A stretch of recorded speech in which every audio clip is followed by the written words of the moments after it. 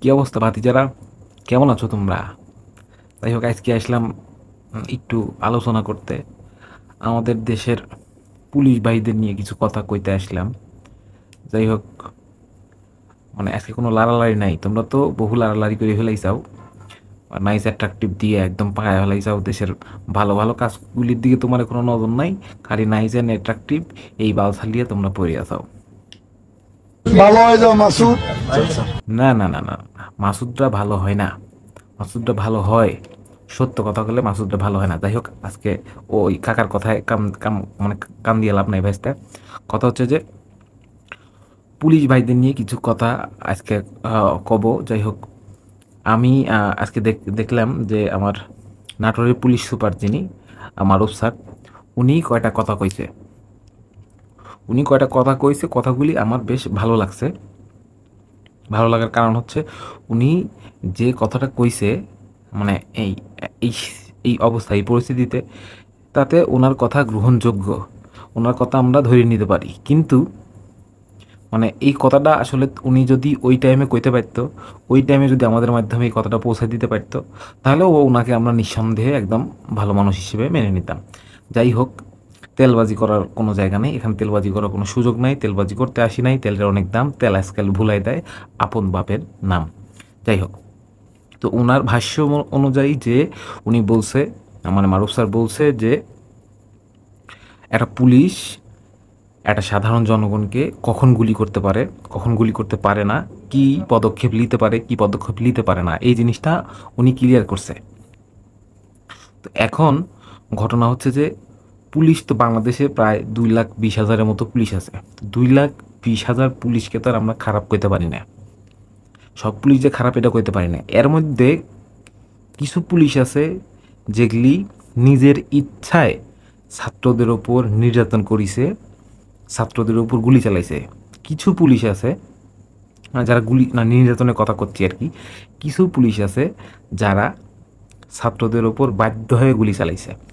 ধরেন আমি একজন কনস্টেবল, আমার পাশে আমার অফিসার দাঁড়ায় আছে, বলতেছে যে তুই গুলি কর, তোর গুলি করা লাগবে, সে বাধ্য হয়ে গুলি করছে। আর কিছু কিছু গুলি আছে যে আমি ছাত্রলীগ থেকে আসছি বা অন্য কোনো রিকমেন্ডেশন থেকে আসি, আওয়ামী লীগের কোনো এমপির রিকমেন্ডেশন থেকে আইছি, তো আমাকে আওয়ামী লীগ ধরেই থাকা লাগবে। তো উপর থেকে কথা আসছে, সে ইচ্ছা থাকুক বা না থাকুক, সে নিজের ইচ্ছাতেই গুলি করছে। একটা ভিডিও তো ভাইরাল হইল না, যে পুলিশ সদস্য যে এমপিকে, মনে হয় এমপিকে বলতেছে স্যার গুলি করি একটা মরে একটা, আর সবগুলা মরে না। তো ওই ধরনের যে পুলিশ অফিসারগুলি আছে, এগুলাকে আমরা চাই না, এগুলাকে আমরা ঘৃণা করি। কিন্তু যে পুলিশ সদস্যগুলো নির্দোষ, যাদের কোনো দোষ নাই, যারা ছাত্রদের পক্ষে থাকতে পারে নাই তাদের এই প্রফেশনের কারণে, তাদেরকে ওই কিছু পুলিশের জন্য আমরা গালি দিতে পারি না। এটা গালি দেওয়া উচিত না, আমাদের গালি দেওয়া যায় না। কারণ আমরা একটা সভ্য সমাজ গড়ে তুলতে চাই। সভ্য সমাজ গড়ে তুলতে চাই কি না? তো একটা সভ্য সমাজ যদি গড়ে তুলতে চাই, তাহলে আমাদেরকে আগে সভ্য হওয়া লাগবে, তাই না? আমরা যেহেতু যুবক কিশোর, আমরা যেহেতু স্টুডেন্ট, আমরা যেহেতু ভবিষ্যতের কর্ণধার, তাহলে আমারে আগে শুদ্ধ হইতে হবে, সভ্য হইতে হবে। শুদ্ধ নিজের আত্মশুদ্ধির মাধ্যমে সভ্য হয়ে দেশকে পরিচালনা করার তাগিদে আগায় নিয়ে যেতে হবে। এখন মূল কথা হচ্ছে, যাই হোক, তেলবাজির কোনো সুযোগ নাই। এখন মূল কথা হচ্ছে যে আমার নাটোরের পুলিশ সুপার মারুফ স্যার যেটা বলছে সেটা একদম সত্য কথা, মেনে নিলাম আমি। এখন এই পরিস্থিতিতে উনি যেটা বলছে যে একটা পুলিশ সদস্য, আবু সাইদের কথা উল্লেখ করেই কইছে আর কি, যে এই আবু সাইদকে উনি গুলি করতে পারে না। তো আমার স্যারের প্রতি একটা কথা হইল যে উনি যদি গুলি নাই করতে পারেন, তাহলে এই কথা আপনি আরও আগে বললে আমরা আরও বেশি খুশি হতাম স্যার। তো আপনি যেভাবে কথা বলছেন, মারুফ স্যার যেভাবে কথা বলছে, আমি আশা করব, আমি ব্যক্তিগতভাবে বলছি, আমার জেলার হিসাবে বলছি যে স্যার আপনি যে বক্তব্য দিয়েছেন সেই বক্তব্যের উপরে আপনি অটুট থাকলে আমরা অবশ্যই আপনাকে সাপোর্ট করব। আপনি যদি নাটোরের পুলিশ সুপার হয়ে নাটোরের পুলিশদেরকে সেইভাবে পরিচালনা করতে পারেন, তাহলে আমরা আপনার প্রতি কৃতজ্ঞ থাকবো। আর যদি ওই ধরনের পুলিশের কথা বললাম, যারা সুবিধাবাদী, সুযোগ সন্ধানী, যারা একটা প্যানেলে চলে, সেই সব পুলিশদেরকে যদি আপনি পরিচালনা করেন, তাহলে স্যার আমরা আপনাকে কখনোই সম্মান করতে পারবো না, আপনার সাথে আমরা কখনো সাথ দিতে পারবো না, আপনি যে কমান্ড করবেন সেটা হয়তো আমরা কখনো মানতে পারবো না।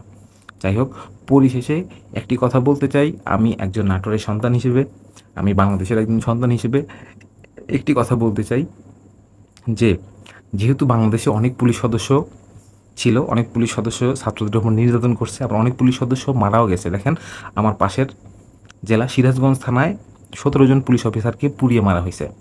আমি জানি না এই 17 জন পুলিশ অফিসারের মধ্যে কয়জন দোষী আছিল, বা কয়জন ছাত্রদের উপর গুলি চালাইছে। তো দোষ করছে এক জায়গায়, মরছে আরেক জায়গায়। হ্যাঁ, তো এই লোকগুলার কি মানে দোষ ছিল যে এরা পুলিশের চাকরি করছে এই জন্য মারা গেছে? এরা যে মরে গেল পুলিশের চাকরি করার কারণেই মরে গেল। আমার একটা চাচা ওই যে থানায় হামলা হয়েছে সেই থানায় চাকরি করে, উনি চাকরি ছেড়ে দিয়ে চলে আসছে।